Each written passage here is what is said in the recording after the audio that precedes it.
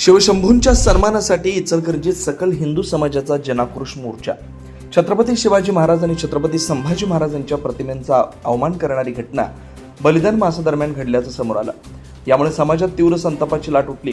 एका महिलेकडून प्रतिमा फाडल्या गेल्या, शिवीगाळ करण्यात आली आणि बॅनर तोडण्यात आले अशी माहिती मिळाली. या घटनेचा जाहीर निषेध नोंदवण्यासाठी आणि समाजाच्या मुख्य मागण्यांसाठी सकल हिंदू समाजाचे कार्यकर्ते मैदानात उतरले.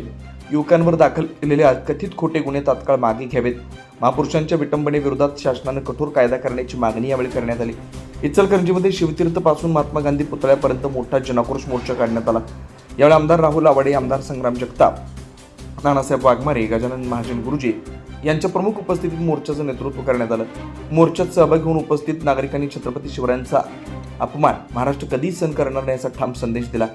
मोर्चात नगरसेवक, नगरसेविका, प्रमुख पदाधिकारी, सकल हिंदू समाजाचे कार्यकर्ते, नागरिक मोठ्या संख्येने उपस्थित राहून निषेध व्यक्त करत होते. समाजात सौहार्द, कायदा आणि सुव्यवस्था अबाधित राखणे सर्वांची सामूहिक जबाबदारी असल्याचं आयोजकांनी अधोरेखित केलं.